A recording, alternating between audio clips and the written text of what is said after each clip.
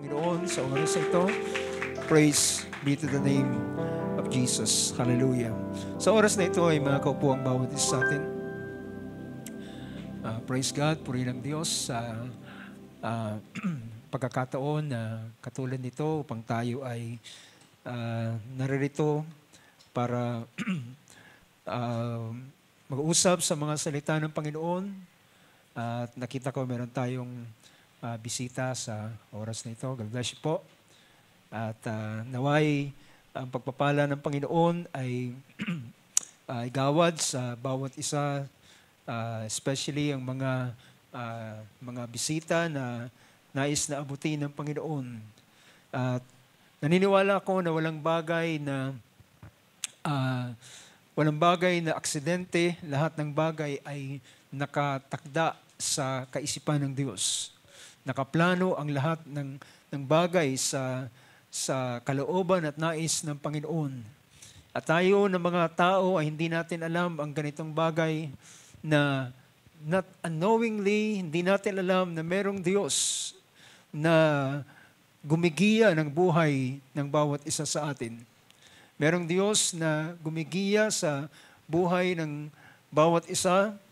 At naniniwala ako mga kapatid, and even in my personal testimony, ang paglipat-lipat ng mga lugar, ng mga bahay, tirahan, ay hindi po ito mga aksidente lamang. Hindi dahilan kapag nagkakaroon ng crisis ay lumilipat sa ibang lugar. Pero lahat ng iyon ay mayroong kinalaman ang Panginoon. Ilan sa inyo nakakalam sa aking kasaysayan, ang bahay po doon sa San Pedro ay ito po ay pinatayo ng aking tatay hindi para sa aming first family kundi doon sa kanyang pangalawang asawa. But it turned out mga kapatid, after so many years na kami ay deprived sa mga bagay ng buhay na ito, dahilan ganun talaga ang kalalagayan, pero hindi ko sinasabi nito na mayroong kapaitan sa aking puso, kundi sinasabi ko ito dahil nakita ko ang layunin ng Diyos. At dumating ang panahon na kami ay napalipat doon sa bahay dahil yung kinakasama na aking tatay ay sumama sa ibang lalaki. At yung bahay na yun ay napunta sa amin. So lahat ng bagay ay ayon sa plano ng Panginoon, at from Cainta, Rizal ay nakarating kami ng Laguna. At doon ko nakilala ang Panginoon. So hindi natin tinitingnan ng mga masilimot na mga bagay, pero ang tinitingnan natin yung plano ng Diyos. Na nagsasabi ng banal na kasulatan sa aklat ng Romans chapter 8, verse 28, na lahat ng bagay ay pinapangyari niya alinsunod sa kanyang layunin, na lahat ng bagay ay pinapakita rito, lahat na tinutulot ng Diyos. Nalalaman natin ang lahat ng mga bagay ay nakakalakip na gumagawa sa ikabubuti ng mga nagsisiibig sa Diyos. Lahat ng bagay ay nagsasama-sama, naglalakip-lakip, at ito ay para para matupad ang plano ng Diyos sa buhay ng isang tao. Thank God mga kapatid. So, sa gabing ito ay nais kong mag-share sa inyo ng isang kaisipan at ng aking malaman na ilan sa mga bisita natin na hindi makarating. So gusto kong magbago ng aking paksa na share. Pero along the way, hindi ko alam na meron din tayong bisita sa oras na ito, ay aking pinasya pa rin na ituloy yung paksang iyon. At naalala ko ang isang mangaral, isang midweek service. Kanyang inanyayahan ng lahat ng mga kalalakihan dahilan ang preacher na ito, he's so inspired na magtalakay ng paksa para sa mga kalalakihan. At to the surprise of the preacher, pagdating po ng midweek service, walang lalaking dumating. Walang lalaking dumating. At kung meron mang lalaki doon, ay yung isang bata na naroon sa gawain. But, ang kanya pa rin ginawa ay medyo disappointed siya. Medyo disappointed siya dahil naghanda siya. Ito'y para sa mga brothers na gustong tawagin o maring tawagin ng Panginoon sa gawain, sa ministry. At inihanda niya ang ganitong bagay. Pero pagdating niya, wala siyang le-lecturean, wala siyang papangaralan ng mga brother. Lahat yun ay mga sister. Gayunpaman ang kanyang ginawa ay pinangaral niya pa rin yung paksang yun. And you know, as times went by, alam niyo ba, yung palang batang yun na naroon, na lalaki, yun ang isang aabuti ng Panginoon. At ginamit ng Diyos yung batang yun nang siya'y lumaki at sa isang maluwalhating paggawa ng Panginoon. So, hindi natin pwedeng limitahan ng Panginoon. Ang banal na kasulatan ay nagsasabing ang kaisipan natin ay hindi kanyang kaisipan, ang ating paraan ay hindi kanyang paraan. So, mas maganda na tayo mag-dwell doon sa kaparaanan ng Panginoon para sa bawat isa sa atin. Sa oras na ito ay nais kung magagawang display na lamang na ating mga kapatid yung sinend ko sa iyo. Pwedeng i-display na lang. At ang ating paksa na pag-uusapan is may kinalaman sa Wikang Ingles ay binigyan ko ito ng ganitong title, The Reason Why People Will Perish. Dahilan bakit ang tao ay mapapahamak. Ang dahilan bakit ang tao ay mapapahamak. So, ano ba ang mga dahilan bakit ang tao ay mapapahamak? So, ito ay isang sabihin natin, isang pagtatala ng mga rason bakit ang tao ay mapapahamak siya. Well, it seems parang nasa negatibong kalalagayan ang ating paksa. Pero maintindihan natin ang bagay na ito. At so sa puntong ito ay titingnan natin ang unang tanong. Ang unang tanong na naroon na aking nilagay ay ito. Yung first, sunod na slide. Ang tanong ay, nais ba ng Diyos na ang tao ay mapahamak? It's a good question. Ito isang tanong. Nais ba ng Diyos na ang tao ay mapahamak? Sasagutin natin mula sa mga salita ng ating Panginoon. So, ang ating bibigyan ng pansin, rason o dahilan bakit ang tao mapapahamak. Ang unang tanong ay, nais ba ng Diyos ng tao ay mapahamak? Ang sumunod na, ang isa sa talata na ating bibigyan ng pansin ay sa aklat ng 2 Peter chapter 3, verse 9. Alam niyo ang sabi diyan? Hindi mapagpaliban ng Panginoon tungkol sa kanyang pangako, na gaya ng pagpapalibang ipinalalagay ng iba, kundi mapagpahinuhod sa inyo. Well, ganito ang kaisipan ng mga tao kapag merong masama na gumagawa ng kasamaan, ang tanong nila sa kanila, bakit ang taong yan ay nagpapatuloy pa? Bakit ang taong yan ay hindi na lang siya mamatay? Dahilan siya ay gumagawa, salot sa lipunan, gumagawa ng ilang mga bagay, ngunit, ang sabi rito, hindi mapagpaliban ng Diyos tungkol sa kanyang pangako na gaya ng pagpapalibang ipinalalagay ng iba. So, iniisip ng ilan ay ang Diyos ay masyadong maluwag. Pero alam niyo ba ang dahilan kung bakit? Ang sabi rito, kundi mapagpahinuhod sa inyo. Ang salitang mapagpahinuhod ay ang pinapakita niyan ay ang Diyos ay mapagtiis, sa tao. Sa kabila na ang tao ay gumagawa ng kasamaan, pero ang Panginoon ay pinakita roon, sabi rito, sa wikang English, but is patient toward you. Siya pala ay mapagpasensya. Ang tawag ng banal na kasulatan sa katangian na ito ng ating Panginoon is long suffering.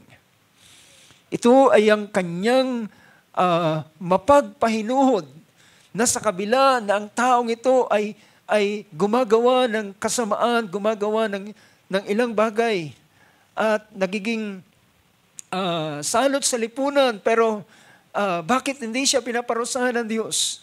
Well, ang Diyos ay mapagpahinuhod sa inyo o sa Kanya. Na hindi niya ibig na sino man ay mapahamak. So it answers the question, nais ba ng Diyos na ang tao ay mapahamak? No. Yan ang sagot. Hindi niya ibig na sino man ay mapahamak. Kundi ang lahat ay magsipagsisi.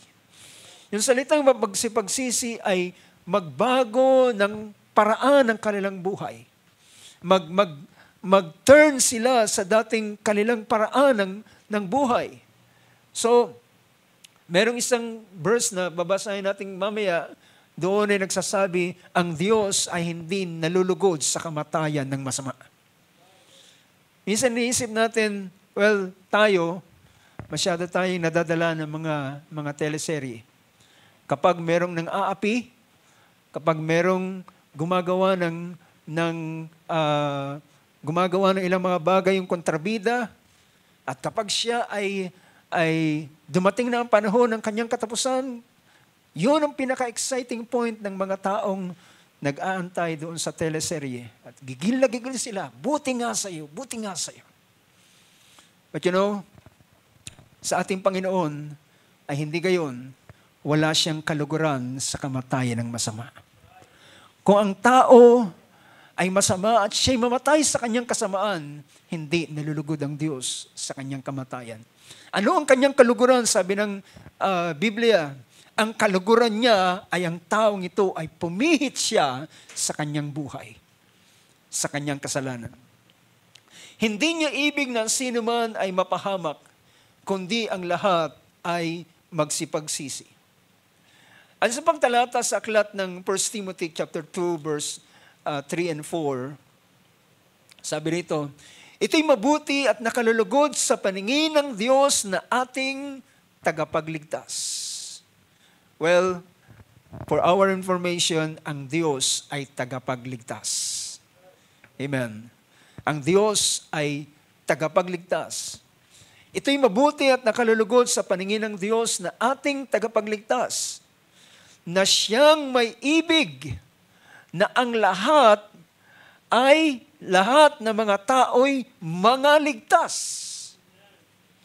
See, tingnan natin ang ganitong mga sagot at pinapakita sa isang katanungan, gusto ba ng Diyos ng tao ay mapahamak?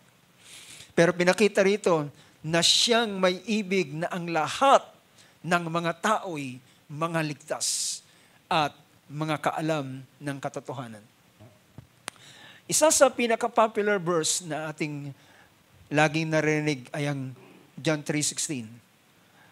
Na pinakita rito, sapagkat gayon na lamang ang pagsinta ng Diyos sa sanlibutan na ibinigay niya ang kanyang bugtong na anak.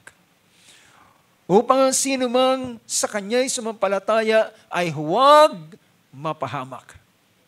So ang mga puntong ito na pinapakita natin, ayaw ng Diyos na ang tao ay mapahamak. Ayaw ng Diyos.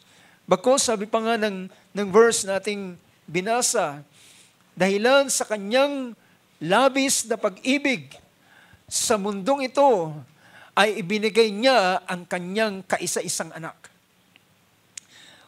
Ang kanyang bugtong na anak upang sino man sa kanya'y sumampalataya ay huwag mapahamak, kundi magkaroon ng buhay na walang hanggan.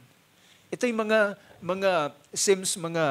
basic na bagay na lagi nating narinig. Pero ito ay nagbibigay ng linaw sa atin kung na ang tanong, nais ba ng Diyos ng tao ay mapahamak?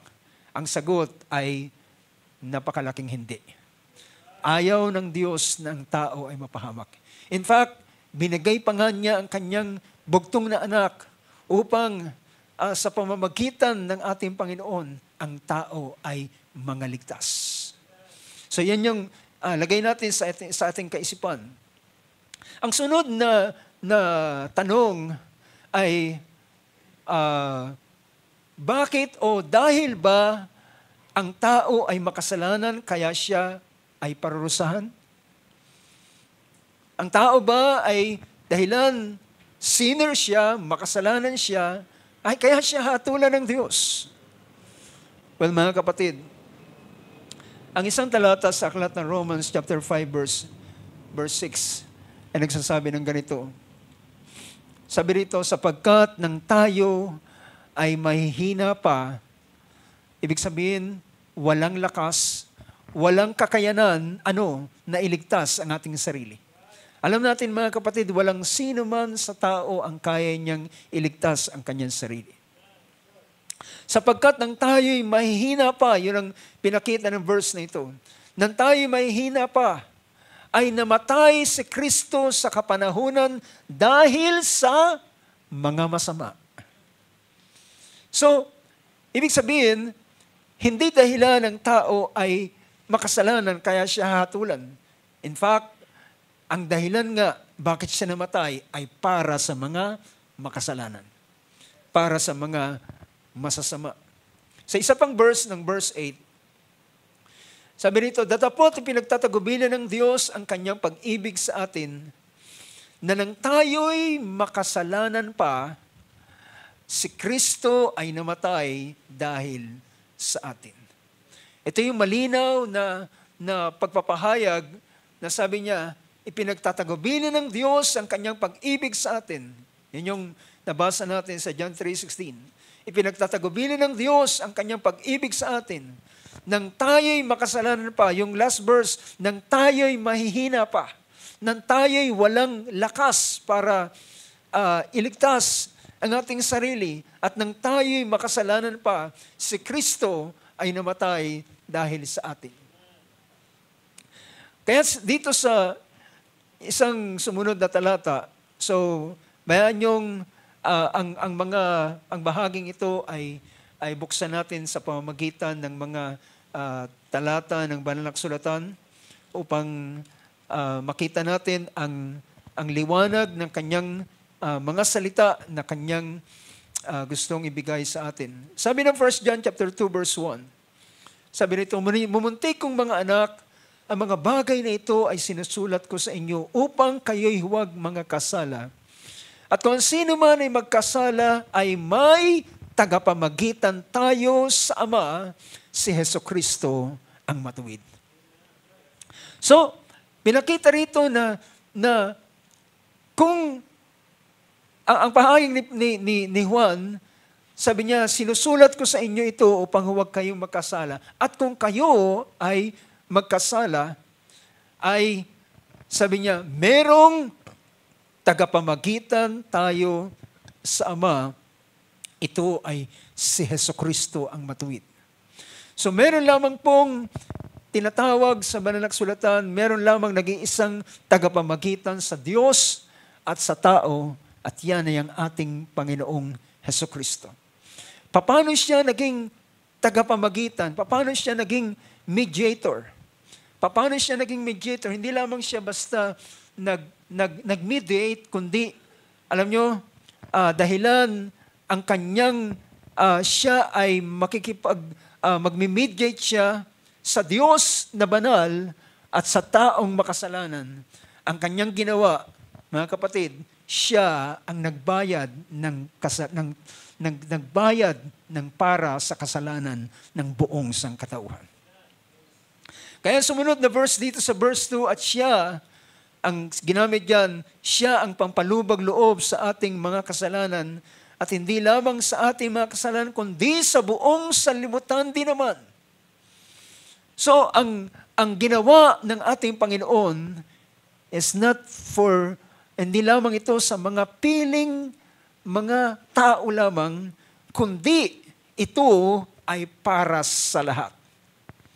Para sa buong sanlibutan, yung kanyang pagbubuhos ng kanyang dugo, yung kanyang pagbubuhos ng kanyang dugo, at siya ang naging pampalubag loob sa ating mga kasalanan. Yung tinatawag na pampalubag loob, well, ang pinapakita rito, ang Diyos, nang makita niya ang ginawa ng ating Panginoon, na kanyang nagawa ang lahat ng bagay na hinihingi ng Panginoon para bayaran ng kasalanan, at dahilan ginawa ito ng ating Panginoon, ibinigay ang kanyang buhay, hindi lamang sa huling mga sandali, kundi mula sa kanyang pagkabata hanggang sa kanyang paglaki, ay ginawa niya ang eksaktong kalooban ng Diyos Ama. So sa pamamagitan nito, ay siya ay naging pangpalubag loob. O yung isang salin pa ng English ay propitiation. Nang pinapakita ang Diyos, nang makita niya ang ginawa ni Kristo, na satisfied siya, siya ay nalugod. At yan ang dahilan bakit iginawad ng Diyos ang kapatawaran ng kasalanan dahilan sa kanyang ginawa ng ating Panginoon. At hindi lamang sa ating mga kasalanan, kundi ng sa buong sanlibutan din naman. Alam niyo ba mga kapatid, kung ang titingnan natin ngayon ay ang kasamaan, ay makikita natin sa mga nagdaang panahon ay hindi ganito ang kalalagayan ng buhay ng mga tao. Pero at kung titingnan ito ng Diyos sa ganitong bagay, alam niyo po ba mga kapatid, ang isang kambal na syudad sa panahon ni Abraham, ang tinatawag na Sodom at Gomorrah, ay dumating ang panahon na sila ay hinatulan ng Diyos. Nagpaula ng Diyos sa lugar na yon ng sulfur, ng apoy at ng sulfur, at tinupok silang lahat. Pero bago ang Diyos naggawad ng ganitong bagay sa kanila mga kapatid, alam niyo ba na inimbestigahan muna ng Diyos ang klase ng kasalanan na meron ang Sodom at Gomorrah. Kanya munang tiningnan kung ang kasalanan ng Sodom at Gomorrah, in fact, based sa ating kasaysayan sa Book of Genesis chapter 19, ang lugar na ito ay mga lugar ng mga homosexual at mga taong ibinuyo ang kanilang sarili sa tinatawag na pita ng laman, ang paraan ng kanilang tinatawag na pagtatalik ay hindi na ang normal na kalalagayan ng lalaki at ng babae, kundi sila ay nag-go beyond doon sa kanilang pita ng laman. At nang makita ito ng Diyos, well, ang Diyos ay hindi muna sila karaka hinatulan, inimbestigahan muna ng Diyos. Pero nang iimbestigahan ng Panginoon ang lugar na yon, then binigyan niya ng pagkakataon yung lalaki doon na si Lot, na siya ay pumunta sa kanyang mga mahal sa buhay at sabihin sa kanila, ang lugar na ito ay gugunawin ng Panginoon. Ang lugar na ito ay gugunawin ng Panginoon. But it seems, sabi ng banal na kasulatan, sila ay parang nagbibiro lamang doon sa mga manugang ni Lot. At kanilang pinagtawanan, at mga kapatid, at kanilang tinanggihan ang warning na ibinibigay sa kanila ng Panginoon para sila makatakas. And then, ang hatol ng Diyos ay dumating sa kanila. So, makikita natin yung larawang yan sa pagpapatuloy. So, ang sumunod na yung mga nire-raise nating point, nais ba ng Diyos ng tao ay mapahamak? Hindi nais ng Diyos. Dahilan ba ang tao ay makasalanan kaya siya ay hahatulan ng Diyos? Well, siya nga ay namatay para sa mga makasalanan. Then, ano ba talaga ang dahilan bakit ang tao ay mapapahamak? Well, dito sa sumunod na reason yung pinapakita nating reason, hindi dahilan, hindi gusto ng Diyos ng tao ay mapahamak, hindi dahilan sa ang tao ay makasalanan kung bakit siya mapapahamak, kundi ang sumunod na kaisipan dito ay dahilan sa kanilang pagtakwil sa katotohanan. Sa kanilang pagtakwil sa katotohanan. Kagaya ng pinakita natin kanina, well, sa panahon ng Sodom and Gomorrah ay ang mga tao ay hindi sila basta hinatulan ng Diyos, kung hindi ang Diyos nagbigay muna ng warning sa kanila. Ang Diyos ay nagbigay muna ng warning sa kanila sa pamamagitan ni Lot. Sabi niya, itakas ninyo ang inyong buhay. Ang lugar na ito ay pupuksain ng Panginoon. Dahilan nakita niya ang kasamaan ng lugar na ito at kanya itong pupuksain. Pero as I mentioned kanina, ang mga tao, mga manugang na betrothed sa anak ni Lot ay nagsasabi, si tatay, nagbibiro naman kayo. Nagbibiro ka naman. At alam nyo, ang sumunod na pangyayari sa banal na kasulatan ay ang Diyos ay nagbuhos ng kanyang kagalitan. Hindi dahilan, kundi ang mga taong ito ay kanilang tinanggihan ang warning sa kanila.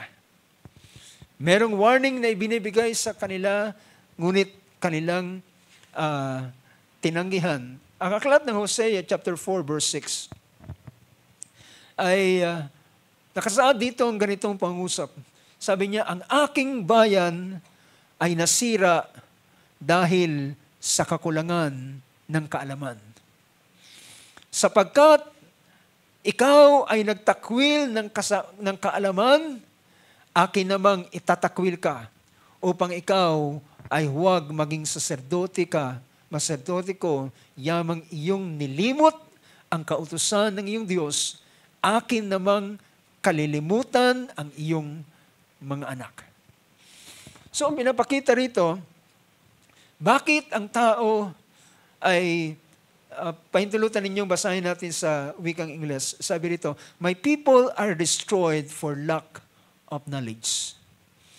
Ang aking bayan ay napapahamak. Ito palang dahilan bakit sila napapahamak. Dahilan sa kakulangan ng kaalaman. Sa kakulangan ng kaalaman at sa sa kanilang pagtanggi, they rejected knowledge. Kanilang tinanggihan, they rejected knowledge. Tinanggihan nila ang kaalaman. Ang Diyos ay nagbibigay ng warning sa kanila, even sa panahon ni Noah, ay ang Diyos ay merong warning. Sabi ng Book of 2 Peter, si Noah ay nangaral ng katwiran habang kanyang ginagawang arka, ngunit sa sinamang palad ay walang isa man maliban sa kanyang sambahayan ang nangaligtas sa araw na yun. So, they rejected knowledge, they rejected the plan of God, ang plano ng Diyos sa panahong iyon. So, sa kaisipang ito ay pinapakita ang isang pagbibigay ng isang konklusyon. Ang konklusyon na ito, ang tao ay mapapahamak dahil siya ang pumili nito. Yun na ba? Alam niyo ba na ganito ang bagay na makikita natin? Ang tao ay mapapahamak dahilan siya na pala ang pumili nito. Ayaw ng Diyos Binigay ng Diyos ang paraan ng kapatawaran ng kasalanan, pero kanilang tinanggihan ang ating Panginoon. So ang tao ay mapapahamak dahil siya ang pumili nito. Sa sumunod na pagpapahayag sa aklat ng Ezekiel, sa chapter 18 verse 23, ang verse na yan ay yan yung kinokot ko kanina. Mayroon baga akong anumang kasayahan sa kamatayan ng masama, sabi ng Panginoong Diyos, at hindi baga mabuti na siya'y humiwalay sa kanyang lakad at mabuhay. Ang kaluguran ng Diyos ay hindi ang makasalanan ay mamatay. Ang kaluguran ng Diyos ay hindi yung nagsasabi na ang isang taong masama ay namatay, ay kagaya ng expression ng tao, mabuti nga sa iyo, ganito ang nangyari sa iyo. But hindi nalulugod ang Diyos, bagamat ang tao ay mamatay sa kanyang kasalanan. So, dahilan sa ganitong bagay, ang Diyos ay nagbigay siya ng kanyang paraan. Yung paraan upang ang tao ay maligtas. So, tinitingnan natin kanina, hindi dahilan, hindi gusto ng Diyos, nais ng Diyos ng tao ay maligtas. Hindi dahilan sa ang tao ay makasalanan, ang tao ay mapapahamak, kundi ang Diyos ay sabi ng, alam niyo ba, ang title o ang titulo ng ating Panginoon nang siya'y pumarito, siya ay kaibigan ng mga makasalanan at ng mga maniningil ng buwis. Nagagalit yung mga Pariseo sa kanyang panahon na nagsasabing, bakit siya patuloy na nakikisama sa makasalanan? Bakit siya nakikisama sa kanila? Ang sabi ng Panginoon, ang mga taong magaling na at walang karamdaman ay hindi nila kailangan ng doktor.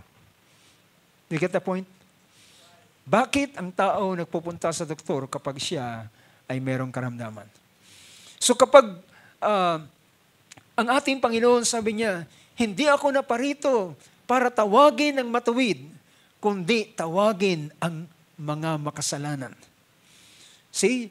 Sa ganitong bagay. Kaya ng ating Panginoong Hesus ay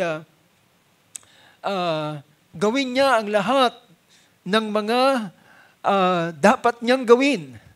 Binayaran ang ating mga kasalanan. Kanyang dinala ang kanyang sarili, according to Isaiah 53, as an offering. Ang kanyang kaluluwa ay bilang handog sa Diyos. Yung kanyang kaluluwa ay bilang handog sa Diyos. At ang Diyos ay nalugod sa kanyang bagay na ginawa ng ating Panginoong Hesus. Ang isang verse na aking bibigyan ng pansin ay ang Isaiah 53. Wala ito sa ating slides, pero sabi rito ng Isaiah chapter 53, sabi ng verse 10, but the Lord was pleased to crush him. Ang Panginoon ay nalugod na siya ay, yung salitang to crush him, ay siya ay durugin. Ganun po ang kalalagayan ng ating Panginoon. Nalugod ang Diyos, ang Panginoon, na siya ay to crush him. Kumbaga pa sa isang kalalagayan, siya ay durugin, putting him into grief, dinala siya sa kapanglawan, at kung kanyang iaalay ang kanyang sarili bilang guilt offering, sabi niya, makikita niya ang kanyang binhi. Well, alam niyo ba ang sinabi ng Book of Hebrews na mababasa natin sa Hebrews chapter 13. Ang Hebrews chapter 13 ay nagsasabi ng ganitong bagay. Pasinin natin ang chapter 13 ng Book of Hebrews. Sabi rito sa verse 13,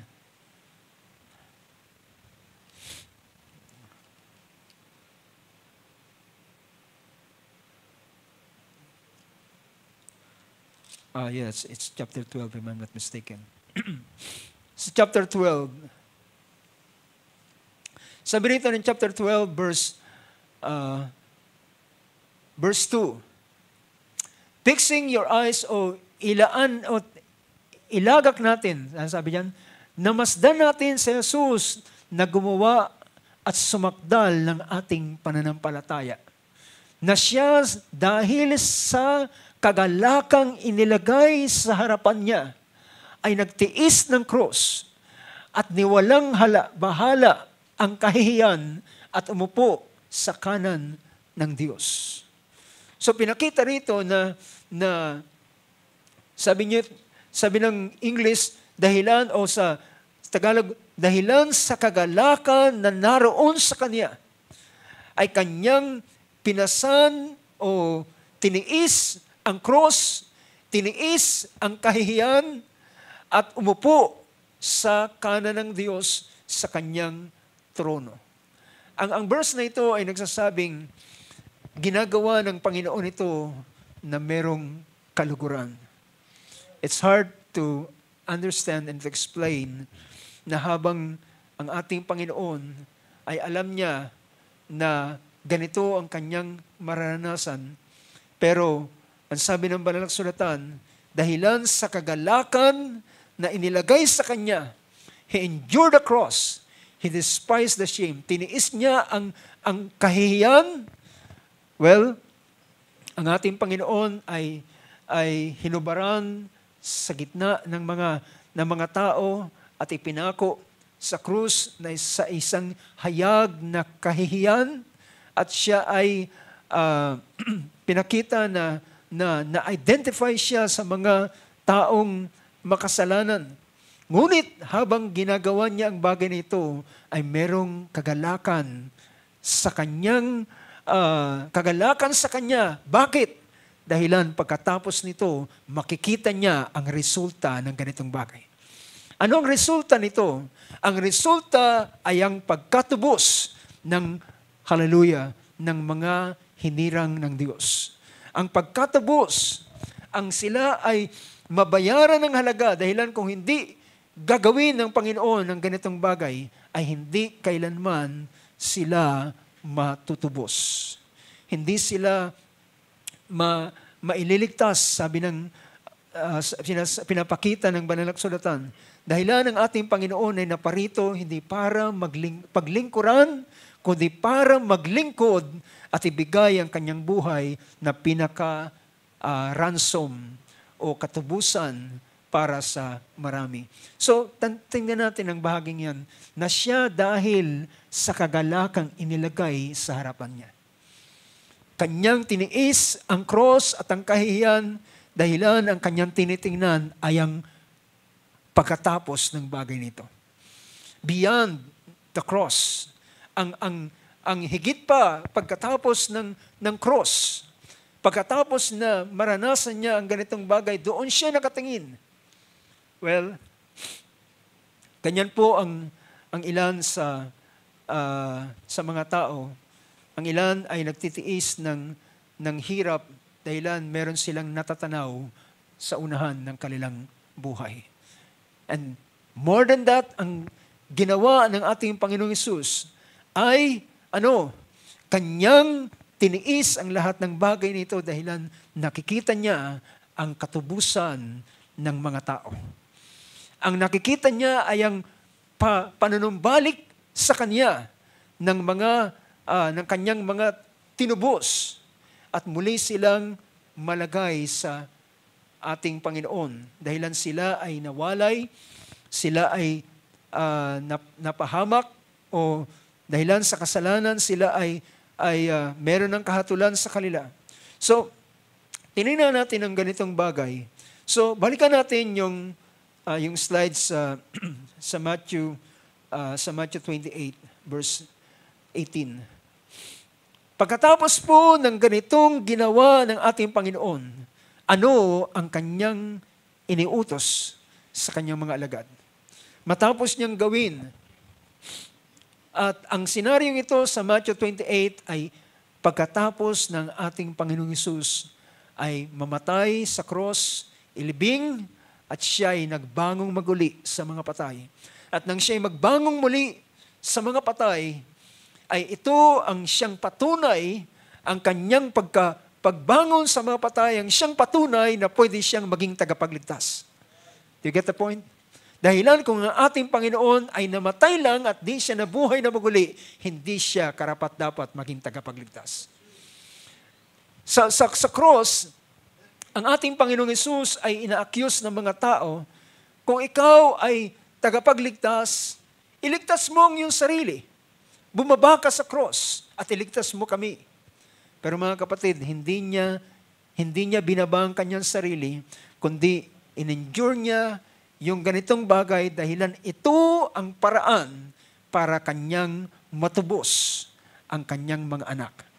Ito ay para matubos niya ang kanyang mga nais na iligtas. Kaya pinakita rito sa verse na ito at lumapit si Jesus sa kanila at sila'y kanyang kinausap na sinasabi ang lahat ng kapamalaan sa langit at sa ibabaw ng lupa ay naibigay na sa akin after His resurrection. So kung hindi siya, as I mentioned kanina, kung hindi siya nabuhay sa mga patay, siya ay katulad lamang ng mga nagdaang mga mabubuting tao. Sila Buddha, sila Confucius, sila Muhammad, at ilang pang mga lalaki ng character, pero lahat sila ay naroon pa rin sa libingan. Pero meron lamang nag-iisa na ipinangako ng Diyos na hindi niya iiwan ang kanyang kaluluwa doon sa Hades o doon sa lugar ng mga patay, kundi ito ay kanyang bubuhayin upang siya ay hindi makasumpong ng kabulukan. So, lahat ng mga tao ay namatay, nabulok, at sila ay butot balat, at ang ilan sa kanila ay naglaho na, pati ang kanilang mga buto na rin. Pero ang ating Panginoong Hesus ay nagbangon sa mga patay upang ipakita na ngayon ay pwede siyang maging tagapagligtas. Kaya sabi niya, lumapit si Jesus sa kanila at sila'y kanyang kinausap at sinabi, ang lahat ng kapamalaan sa langit at sa ibabaw ng lupa ay naibigay na sa akin. Dahil dito, magsiyaon nga kayo at gawin ninyong alagad ang lahat ng mga bansa. Gawin ninyong alagad ang lahat ng mga bansa na sila'y inyong bautismuhan sa pangalan ng Ama at ng Anak at ng Espiritu Santo. Sabi niya, gawin ninyong alagad. Gawin ninyong tagasunod. Gawin ninyong tagasunod ang lahat ng mga gawin ninyong mga alagad ng lahat ng mga bansa. Nasa ilay inyong bautismuhan sa pangalan ng Ama at ng Anak at ng Espiritu Santo. So pinapakita rito ngayon ang misyon ng mga apostol na iniiwan ng Panginoon sa kanila ay sila ay yumaon sa buong sanlibutan at kanilang gawing alagad ang lahat ng mga bansa. Ibig sabihin, maging tagasunod ng ating Panginoon. Maging tagasunod ng ating Panginoon. Alagad ang lahat ng mga bansa na sila inyong bautismuhan sa pangalan ng Ama at ng Anak at ng Espiritu Santo. So ang bawat alagad ay sila ay binabautismuhan. Ito yung utos ng ating Panginoon. Kung ang tao ay gustong sumunod sa ating Panginoon, and then ang dapat na sunod na kanyang gawin ay magpabautismo siya. Dahilan ng kanyang pagpapabautismo ay kanyang pagkilala na siya ay alagad at gusto niyang sumunod sa ating Panginoon. At sabi niya, at sa verse 20, tuloy-tuloy itong talatang ito na pangungusap ng ating Panginoon. Sabi niya, na ituro ninyo sa kanila na kanilang ganapin ang lahat ng mga bagay na iniutos ko sa inyo. At narito ako'y sumasa inyong palagi hanggang sa katapusan ng sanlibutan. Sabi niya, ituro nyo sa kanila na kanilang ganapin ang lahat ng mga bagay na inutos ko sa inyo. At ang pangunahing utos ng ating Panginoon, go ye into all the world, make disciples, and baptizing them in the name of the Father, and of the Son, and of the Holy Spirit.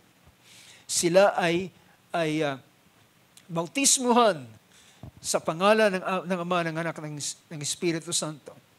Ganapin ang lahat ng mga bagay. So isa yung pinapakita rito na salitang ganapin ay sundin. At isa sa pagsunod na kanyang gagawin ay yung tinatawag na bautismo.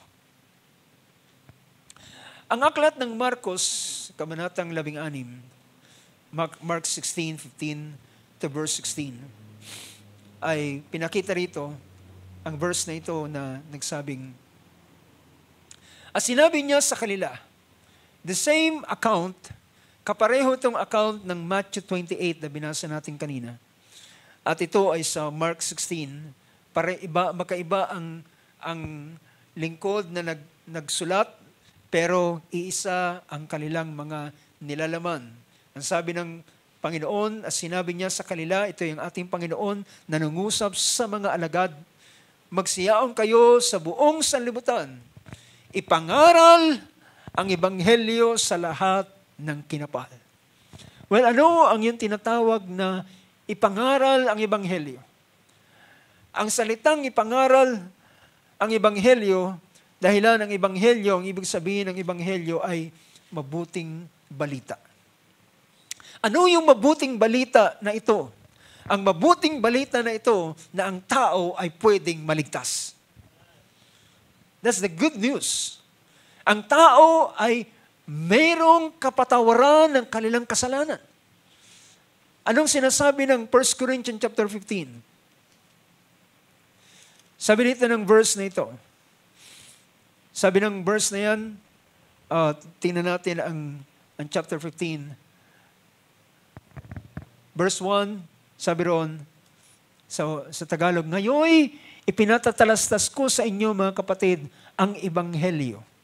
Ang salitang ebanghelyo, nasa inyo'y aking ipinangaral na inyo namang tinanggap na siya namang inyong pinanatilihan.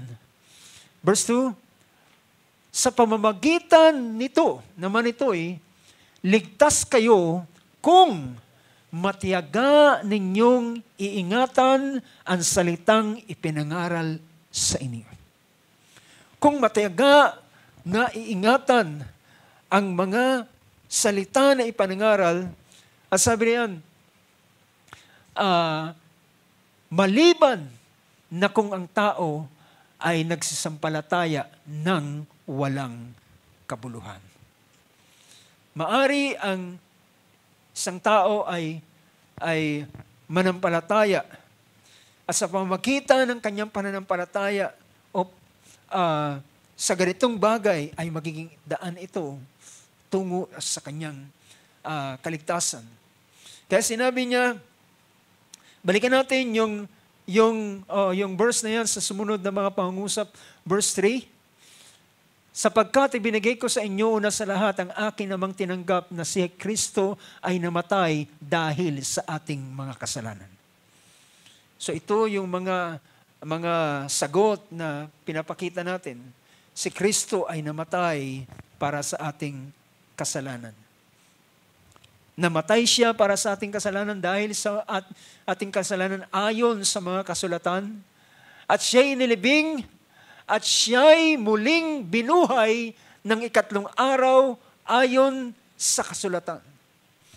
Ito yung pinapakita ko na ang pagkabuhay ng ating Panginoong Hesus ay siyang magiging daan na siya ay magiging karapat-dapat na maging tagapagligtas.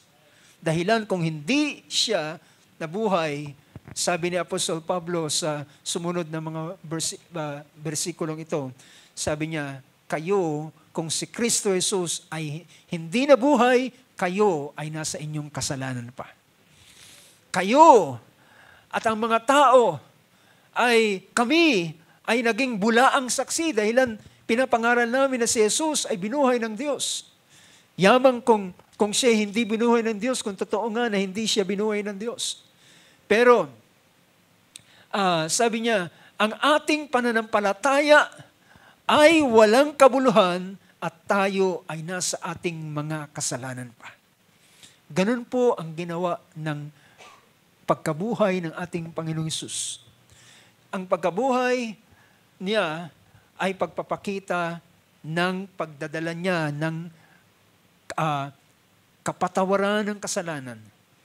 Kapag ang mataas na saserdote, ang high priest, ay nakapag-alay doon sa Holy of Holiest at siya'y nakalabas na buhay, ang buong bayan ay magbubunyi dahilan alam nila na patawad ang kanilang kasalanan.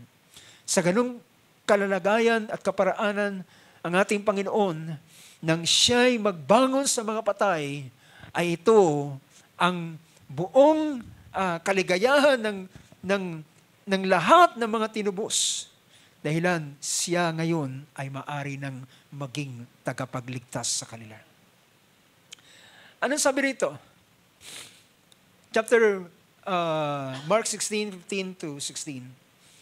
As sinabi niya sa kanila, magsiyaon kayo sa buong sanlibutan at inyong ipangaral ang ebanghelyo sa lahat ng kinapal.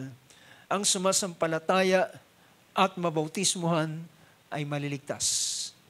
Datapwat, ang hindi sumasampalataya ay parurusahan. Ngayon, ito na yung pinapakita natin. Bakit ang tao paparusahan? Hindi dahilan siya ay makasalanan, kundi ang kanyang hindi pananampalataya sa ginawa ng Diyos na paraan ng pagliligtas.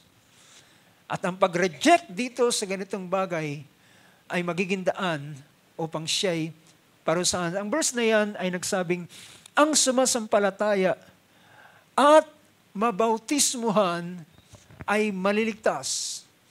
Datapwat ang hindi sumasampalataya, hindi na sinabing hindi magpabautismo, kundi siya ay parurusahan. Ano ba ang pinapakita ng ganitong bagay? Ano ba ang sabihin natin ini-imply ng bagay na ito patungkol sa tinatawag na bautismo? So ang bautismo, ayon sa Acts chapter 19, kung titingnan natin ang larawan na ginawa ng Panginoon sa buhay ni Juan Bautista, nang siya ay magbautismo sa chapter 19 verse 4, sabi rito, pinaliwanag niya kung ano ang bautismo ni Juan. Sabi rito, sinabi ni Pablo verse 4, nagbabautismo si Juan ng bautismo ng pagsisisi na sinasabi sa bayan na sila'y magsisampalataya sa darating sa hulihan niya sa makatwid bagay kay Jesus. Alam niyo ba na ang unang nag-execute ng tinatawag na bautismo ay ito'y si John the Baptist, si Juan Bautista. At si Juan Bautista ay bakit niya inaakay ang mga tao sa pagpapabautismo? Ito'y upang ihanda nila ang kanilang sarili sa pamamagitan ng pagsisisi upang kanilang sampalatayanan ang ating Panginoong Hesus na dumarating. Tandaan natin, bago nagpasimula ng ministeryo ang ating Panginoong Hesus, siya ay inintroduce muna ni Juan Bautista. At siya ay sinabing, narito, anong sabi doon? Narito ang kordero ng Diyos na na mag-aalis ng kasalanan ng sanlibutan. Ito ang kordero ng Diyos na mag-alis ng kasalanan ng sanlibutan. Nasabi niya, bautismo ng pagsisisi na sinasabi sa bayan na sila'y magsisampalataya sa darating sa hulihan niya sa makatwid bagay kay Jesus. Now, tingnan natin ang bautismong ito. Ang bautismong ito na pinagawa ng Panginoon kay Juan Bautista, alam niyo ba kung anong ibig sabihin niyan sa Luke chapter 1, verse 77? Ang sinasabi ng Luke 1:77 ay pinakita rito ang ganitong pangusap.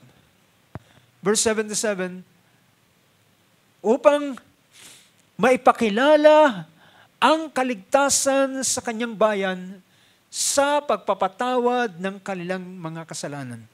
Ang wikang Ingles ay nagsabi, to give to His people the knowledge of salvation. Upang ibigay sa tao ang pagkaalam ng pagkaligtas. O yung tinatawag na paraan ng pagliligtas ng Panginoon. Dahilan, ang Diyos ang tagapagligtas at siyang nagtakda ng paraan paano ang tao ay kanyang ililigtas.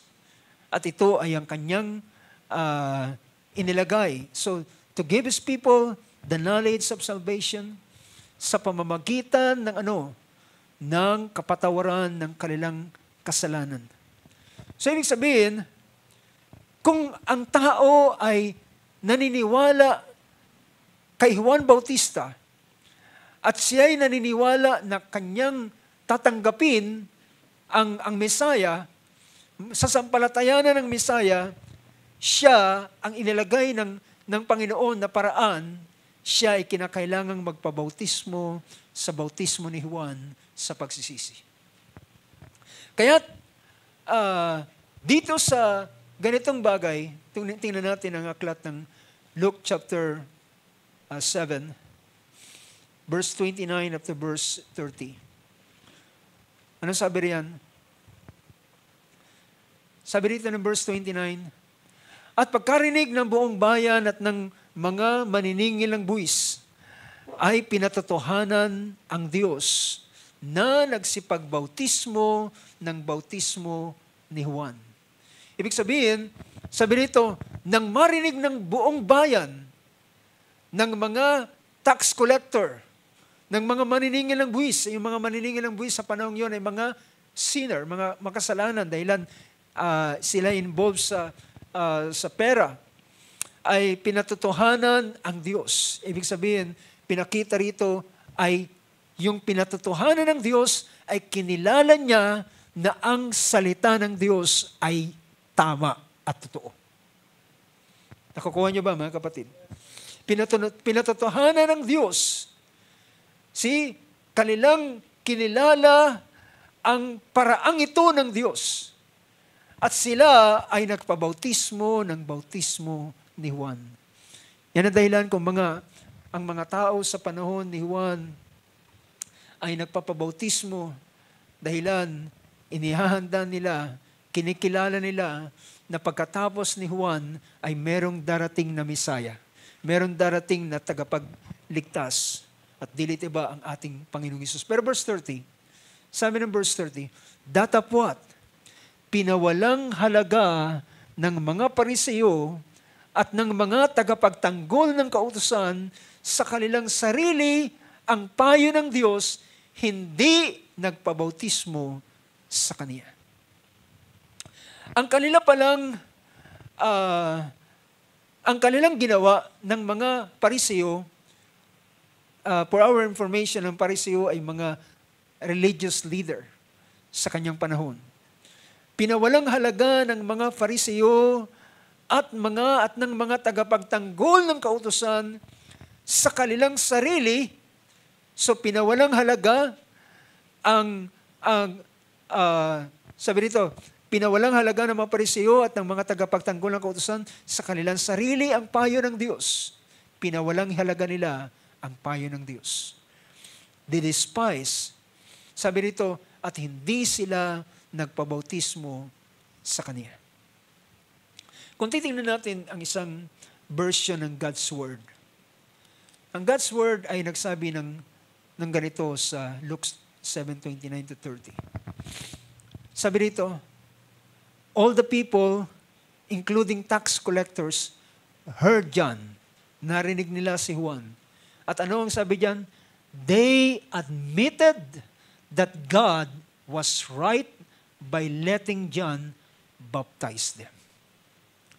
So, sa pamamagitan ng marinig ito ng mga tax collector, kanilang tinanggap na ang Diyos ay tama sa kanyang paraang ipinapahayag. Bilang pagtanggap niya at kinikilala na ang salita ng Diyos ay totoo at ang salita ng Diyos ay tama, sila ay nagpaubaya sa kanilang sarili na sila ay bautismuhan ni Juan. Verse 30, but the Pharisees and the expert in Moses' teaching rejected God's plan for them. Now dito natin makikita, mga kapatid, bakit ang tao ay mapapahamak.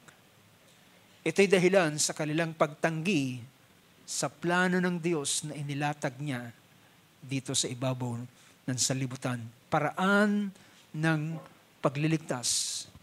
Inilatag niya ang ganitong bagay. At dahilan, sabi niya, they rejected God's plan for them. They refused to be baptized. Dahilan sa kanilang pagtanggi sa plano ng Diyos. So, makita natin sa ganitong bagay, kung babalikan natin yung sinabi ng verse sa Mark 16:16, ang sumasampalataya at mabautismuhan ay maliligtas, datapat ang hindi sumasampalataya ay parurusahan. Gusto kong tingnan natin ang ilang mga huling mga talata bago tayo magtatapos sa oras na ito. Ang John chapter 5 verse 24. Ang John 5:24 ay nagsabi ng ganito. Sabi niya, katotohanan sinasabi ko sa inyo, ang dumirinig ng aking salita at sumasampalataya sa Kanya na nagsugo sa akin ay may buhay na walang hanggan. At hindi na mapapasok sa paghatol, kundi lumipat na sa kabuhayan mula sa kamatayan. So pinakita, ang tao ay pinapakita na ang destinasyon ng tao, ang pinakita ng Hebrews 9:27, itinakda na sa tao ang mamatay at ang sumunod ay ang paghukom. Ito na yung appointed sa tao. Ito na yung kanyang kahihinatnan. Pero, merong provision ang Diyos. At ang provision na ito ng Diyos ay pwede ang tao ay hindi niya maranasan yung tinatawag na pagpasok sa paghatol. Kaya't sabi riyan, ano sabi riyan? Katotohanan sinasabi ko sa iyo, ang dumirinig ng aking salita at sumasampalataya sa Kanya na nagsugo sa akin ay may buhay na walang hanggan at hindi mapapasok sa paghatol kundi lumipat na sa kabuhayan mula sa kamatayan. Ito yung pinakamagandang balita, mga kapatid, na kapag ang tao ay kumilala sa ating Panginoon, may skip niya ang judgment na darating. Hindi siya daraan. Hindi siya papasok sa paghatol. Alam niyo kung bakit? Bakit hindi siya papasok sa paghatol? Siya ay pinatawad sa kanyang kasalanan. Ang haharap sa paghatol ay mga taong mayroong kasalanan. Pero kapag ang tao ay ipinatawad ang kanyang kasalanan at ito yung biyaya ng Diyos na ino-offer through our Lord Jesus Christ. Ito yung biyaya na ino-offer sa pamamagitan ng ating Panginoong Yesus na ang tao ay aariing ganap. Yung salitang aariing ganap ay ipapawalang sala dahilan hindi sa iyong mabuting gawa, kundi dahilan sa ginawa ni Kristo. Dahilan sa kanyang ginawa. At dahilan sa kanyang ginawa na ang bawat isa ay hindi kayang maabot ang pamantayang ito. Sinabi ng Biblia, lahat ng tao ay hindi nakakaabot, nakakasala at hindi nakakaabot sa kalawalatian ng Diyos. Sa pamantayan ng Diyos ay hindi siya nakasampaman lamang. Lahat ng tao ay nag-fail. Gaano man ang kanyang gagawin, ay siya ay mag-fail pa rin. Siya ay hindi makakaabot sa kalawalatian ng Diyos. Pero kung siya ay sasampalataya doon sa matuwid ang ating Panginoong Hesus, then sa pamamagitan ng ating Panginoong Hesus ay maigagawad ang kapatawaran ng kasalanan sa pamamagitan ng anong paraan. So, ang sumasampalataya, sinasabi ko sa inyo, ang dumirinig na aking salita at sumasampalataya sa Kanya na nagsugo sa akin ay may buhay na walang hanggan at hindi na mapapasok sa paghatol, kundi lumipat na sa kabuhayan mula sa kamatayan. This is the very assurance na ibinigay ng Panginoon sa bawat sa Kanya ay sasampalataya. He will not face the judgment. Hindi niya na haharapin ang paghatol ng Diyos. Hindi niya na haharapin ang paghatol ng Diyos dahilan kinilala niya ang layunin ito ng Diyos. Tingnan natin at balikan natin ang John chapter 3. Nabasa natin ang 16 kanina, ngayon puntahan natin yung verse 17. Ano sabi rito? Sapagkat sinugo ng Diyos ang anak sa sanlibutan. Sabi niya, sapagkat hindi sinugo ng Diyos ang anak sa sanlibutan upang hatulan ang sanlibutan. Sa unang pagparito ng ating Panginoon ay hindi siya para humatol. Hindi siya para humatol. Pero sa pangalawang pagparito niya, siya ay magiging hukom at judge ng katwiran ng lahat ng buhay at mga patay sa harapan ng ating Panginoon. Sabi rito, sa unang pagparito ng ating Panginoon, yung kanyang 3 taon at kalahati dito sa ibabaw ng lupa, ay hindi siya dumating dito upang hatulan ang sanlibutan, kundi upang ang sanlibutan ay maligtas sa pamamagitan niya. So yung ginawa ng ating Panginoon ay paraan upang kanyang mailigtas ang mga tao. Ang sumunod na pangusap, tuloy natin ang chapter 3 pa rin, sa verse 18. Ang sumasampalataya sa Kanya ay hindi hinahatulan. Ito yung mga assurance na pinapakita ng Banal na Kasulatan. Ang sumasampalataya sa Kanya ay hindi hinahatulan. Ang hindi sumasampalataya ay, may hatol na. Hinatulan na. Ang sumasampalataya sa Kanya ay hindi hinahatulan. Pero kapag ang tao ay hindi sumampalataya, ay meron ng hatol sa Kanya. So ito yung verdict ng Diyos sa tao. At ang tanging paraan, kagaya ng sinabi ko kanina, upang ma-skip ang judgment na ito ay sa pamamagitan ng pagkilala sa ating Panginoong Hesus. At sabi niya, sapagkat ang hindi sumampalataya ay hinatulan na sapagkat hindi siya sumampalataya sa pangalan ng bugtong na anak ng Diyos. Ang kanyang hindi pananampalataya ang siyang magdadala sa tao sa tinatawag na pagkapahamak. Hindi siya sumasampalataya sa pangalan ng bugtong na anak ng Diyos. At ito, pansinin natin ang verse na ito. Ang verse 19. Sabi niya, ito ang kahatulan na naparito ang ilaw sa sanlibutan, ngunit at inibig pa ng mga tao ang kadiliman kaysa ilaw, sapagkat masasama ang kanilang gawa. So pinapakita rito, hindi nais ng Diyos na ang tao ay mapahamak. Gumawa siya ng daan, ng paraan, para ang tao ay mapatawad sa kanilang kasalanan. Ngunit, kung ang tao mismo ay ayaw ng ganitong bagay na ino-offer sa kanya, siya ay haharap pa rin sa tinatawag na paghatol. Ang sumasampalataya sa anak ay may buhay na walang hanggan, ngunit ang hindi tumatalima sa anak ay hindi makakakita ng buhay, kundi ang puot ng Diyos ay sumasa kanya. Now, mga kapatid, sa kaisipang ito ay nakikita natin ang liwanag ay dumating, ngunit ang tao ay kinakailangang magpasya.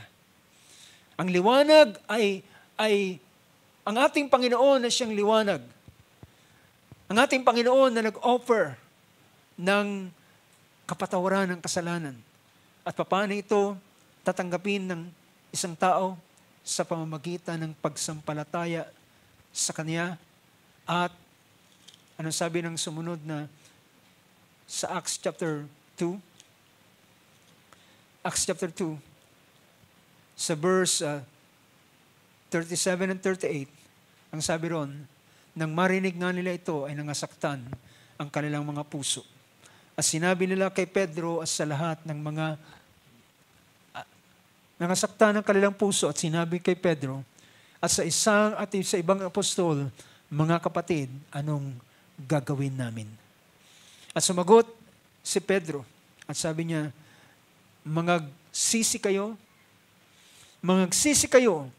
at magbautismo ang bawat isa sa inyo sa pangalan ni Jesucristo sa ikapagpapatawad ng inyong mga kasalanan at tatanggapin ninyo ang kaloob ng Espiritu Santo, sapagkat pinakita roon ng sumunod na pangusap. So pinakita rito, ang paraan upang matanggap ng tao ang kapatawaran ng kasalanan ay sa pamamagitan ng bautismo. Walang ibang paraan. Ito ay itinakda ng Diyos. Kung siya ay sumasampalataya na si Jesus ay namatay para sa kanya at kinikilala niya na siya ang tagapagligtas, ang kanyang tagapagligtas, then sa ganitong paraan, siya ay kikilala sa paraang ito at i-honor niya ang Diyos na siyang patungkol dito sa planong ito ng Diyos. Ito yung tinatawag na plano ng Panginoon. At ang pagkilala sa ganitong plano ng Diyos ay ino-honor ng tao ang Diyos at ang Diyos siya ay ililigtas ng Panginoon. So mga kapatid, makikita natin, kung ang tao man ay mapapahamak, ito'y dahilan, siya mismo ang pipili nito.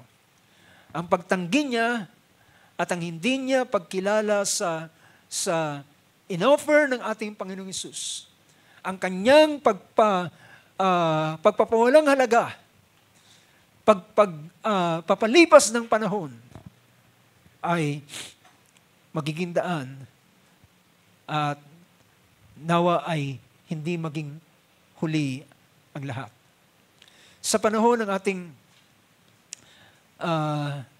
sa panahon ni Noah, it's too late para sa kanila na sabihin nila, Noah, naniniwala na kami sa iyo. Noah, naniniwala na kami sa iyo, pero at the time, ang tubig ay tumataas na. At at time, ang arka ay sarado na.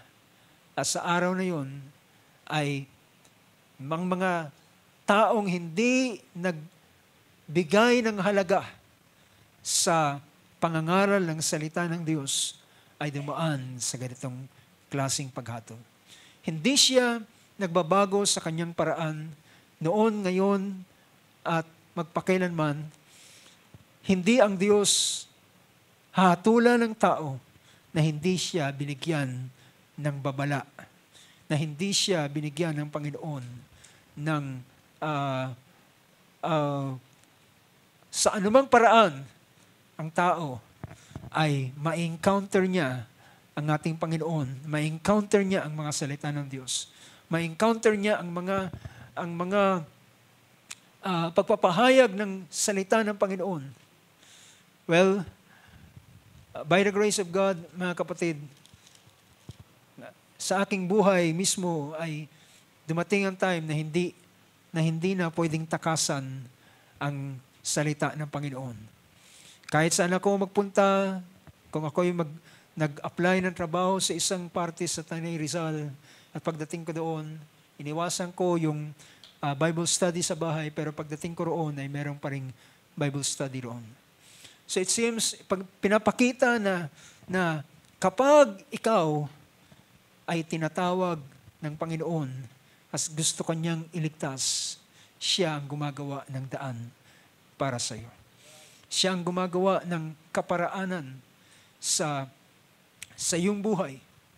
So salamat sa napakasaganang biyaya ng Panginoon kung bakit tayo ngayon ay mapapatawad sa ating mga sala dahilan sa kamatayan ng ating Panginoong Hesus. Ang biyaya ng Diyos ay sumagana ng lubusan. Naging masagana ang kanyang biyaya at ito ay pinaapaw niya sa kanyang mga anak na kanyang gustong tubusin. So therefore, sa gabing ito, mga kapatid, kung ang tao ay mapapahamak, hindi dahilan ayaw ng Diyos siyang maligtas. Hindi dahilan siya ay makasalanan. Dahilan ng Diyos ay nag-offer na ng kapatawaran ng kasalanan sa Kanya. Kung siya ay mapapahamak, ay dahilan siya ang pumili na ng bagay na ito. Meron isang mga ngaral na aking narinig. Alam niyo ba na hindi napakadali pumunta ang tao sa kapahamakan dahilan marami siyang i-reject. From time to time, ang Diyos ay magpapadala ng kanyang mga salita sa Kanya, may magsishare ng kanyang mga salita sa Kanya, at siya minsan ay naiirita, bakit ba yung taong ito ay laging ang salita ng Diyos ay pinapahayag sa akin. But hindi natin nalalaman na ito pala ay paraan ng pagtawag ng Diyos sa bawat isa. Meron akong huling talatang babasahin at ito ang pinaka-conclusion natin sa aklat ng Romans chapter 8:29. Ang verse na ito ay nagsabi ng ganito.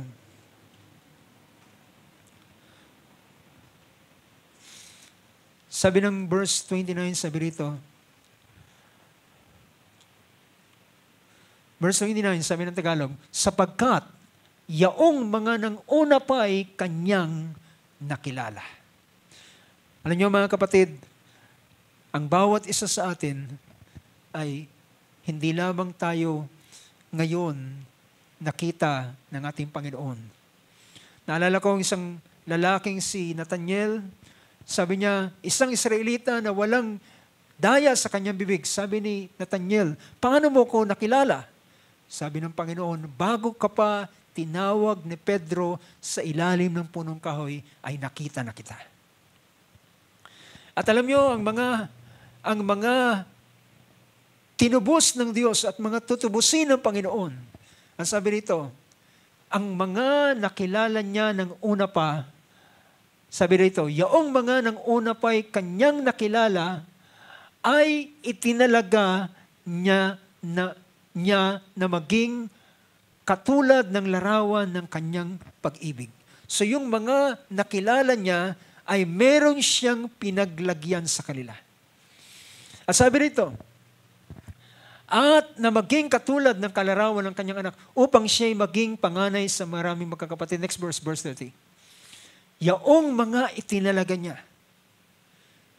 Kung sandali natin iiwanan ang ang verse na ito at pupuntahan natin ang Ephesians chapter 1. Kailan ba yung pagkatalagang ito?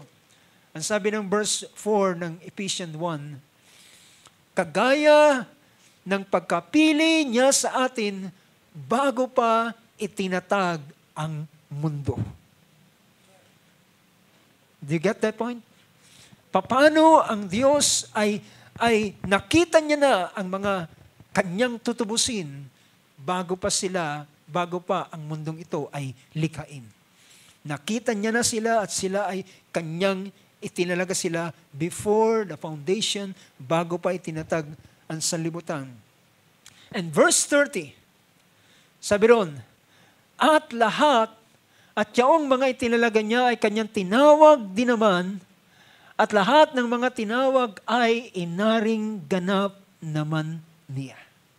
So ang mga itinalaga ay kanyang tatawagin.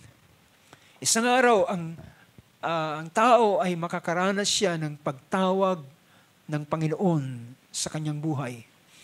At sabi rito, lahat ng kanyang itinalaga ay tinawag niya rin naman, ay kanyang tatawagin, at lahat ng kanyang mga tatawagin ay kanyang aariing ganap.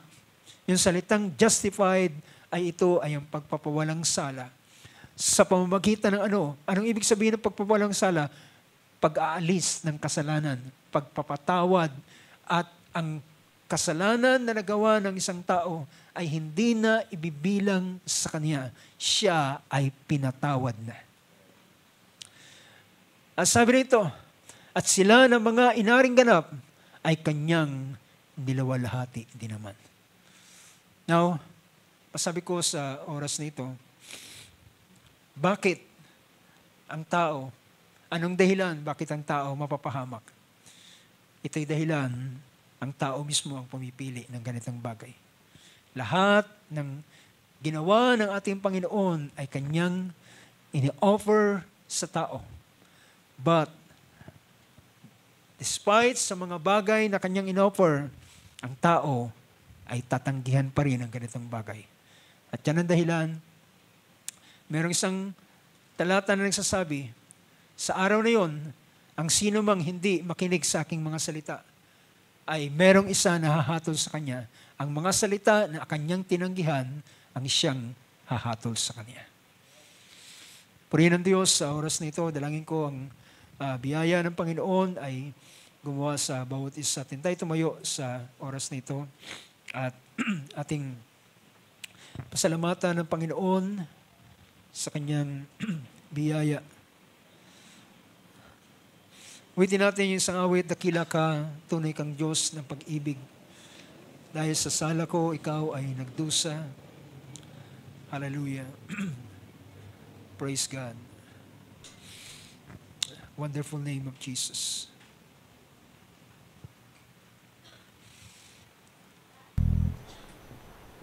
Amen. Hallelujah. Napakadakila ng ating Panginoon.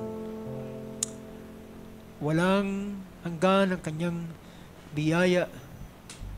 At maaaring ang tingin ng isang tao sa kanyang sarili hindi na pwedeng maipatawad ang kanyang kasalanan. Pero walang sala na hindi pwedeng ipatawad sa dugo ng ating Panginoong Yesus. Amen. Hallelujah. Hallelujah. Wonderful name of Jesus. Salamat sa mga salita ng Diyos. Salamat sa kanyang kagandaang loob sa bawat isa atin. Salamat ng kanyang mga salita ay niloob niya na maging, hallelujah, maliwanag sa puso ng bawat mga tao na ang kanilang puso ay sumasampalataya. Ang banal na kasulatan ay nagsabi, kung ang aming ebanghelyo ay mananatiling may talukbong, ay mananatiling hindi maintindihan, ito'y may talukbong sa mga taong mapapahamak. Ngunit, hallelujah, sa mga anak ng Diyos na itinalaga niya, nakilala, bago pa itinatagan sa libutan, merong isang pagkakataon na kanilang ma-encounter ang mga salita ng Diyos. At ito ay, hallelujah, ay aakay at tatawag sa kanila. Hallelujah, tayo dumulog sa panalangin ng Diyos. Sa oras na ito, Panginoon, dumudulog ako sa panalangin dahilan alam namin, Lord, hallelujah, walang sino man sa amin, Panginoon, ang magiging daan upang ang tao ay mga ligtas, Lord. Ikaw na ang gumawa ng daang ito. Ikaw na ang nag-provide ng landas, Panginoon, ng aming kaligtasan. At ito ay sa pamamagitan ng aming Panginoong Yesus, ang pananampalataya sa Kanya, ang pagkilala sa Kanyang dakilang gawa, at bilang pagkilala sa Kanyang dakilang gawa, ay tatanggapin namin, Panginoon, ang bautismo sa iyong pangalan, O Lord, na magiging daan upang ang kapatawaran ng kasalanan ay maranasan ng bawat isa. At ang, hallelujah, sala, Panginoon, ay, Lord God, ito ay mapaparam, ito ay mahuhugasan sa pamamagitan ng dugo ng aming Panginoon. Paano ito mahuhugasan, Lord, sa pamamagitan ng aming pananampalataya sa buktong na anak ng Diyos, ang aming pagkilala sa Kanyang paraan na Kanyang inilagay sa ibabaw ng sanlibutan. Ang sumasampalataya ay hindi nadadaan sa paghatol. Ang hindi sumasampalataya ay meron ng kahatulang nakalaan sa kanila. Ngunit, Lord God, hallelujah, salamat sa oras na ito. Ang aming tinitingnan ay ang napakasaganang biyaya mo na ini-offer mo para sa bawat isa na yung mga anak, Lord. Dahilan na parito ka upang iligtas ang mga makasalanan, Panginoon, at dalhin sila, hallelujah, sa iyong paanan sa huling maaaraw nito. Lord God, I pray, hallelujah, sa oras na ito, ang mga salita mo, Lord, ay making kapakipakinabang, especially sa mga lalaki at babae na nakatalaga sa buhay na walang hanggan, Panginoon. Hallelujah. Magiging ito ay kapakipakinabang. Ito, Lord God, ay isang treasure sa bawat isa, hallelujah, na makakakita ng napakainam na kayamanan dahilan kay Kristo Jesus. O Lord God, ang kaligtasan ay isang uri ng kayamanan na pwedeng masumpungan ng isang tao, Panginoon, na higit kaysa anong klase ng kayamanan dito sa ibabaw ng sanlibutan ito, Lord God. Hallelujah, dahil walang may tutumbas sa kayamanan na iyong bigay sa amin. Ito ay ang aming kaligtasan, Panginoon. Lord God, let your name be praised and be honored. O Lord God, hallelujah, dalangin ko na ang mga salitang ito, Panginoon, ay hindi lamang, hallelujah, ito ay dumating sa mga puso, Lord God, ng mga nakarinig sa gabing ito, Panginoon. At kahit man, Lord, hallelujah, sa mga darating na panahon, Panginoon, ang mga salitang ito ay gamitin sa kapurihan ng iyong banal na pangalan. At Lord God, hallelujah, napakadakila ng iyong gawa sa buhay ng bawat isa amin at totoong kamangha-mangha ang lahat ng mga bagay. Kaya sa oras na ito, Lord God, hallelujah, ko rin ang Diyos na magpala, Lord, sa aming panauhin sa oras na ito. Ikaw ang mag-bless sa Kanya, Panginoon, sa Kanyang buhay, sa Kanyang pagpapatuloy. At dalangin namin, Panginoon, ang iyong biyaya na may hatid na kaligtasan na iyong ibuhos sa Kanya, Panginoon. Dalangin namin, Lord God, ang iyong mga salita ay maging maliwanag sa puso ng bawat isa na iyong tinatawag tungo sa pagkaligtas, Panginoon. Lord, maraming salamat, Lord God. Hallelujah. Wala kaming anumang blessing na pwedeng ipabaon sa kanino man, kundi ang pagpapala ng aming Panginoong Jesus sa buhay ng bawat isa sa amin. Sumaiyo ang kapurihan at kalawalatian. At dalangin ko, Lord God, kahit man ang aming pagtatapos sa maliit na gawain ito, Panginoon.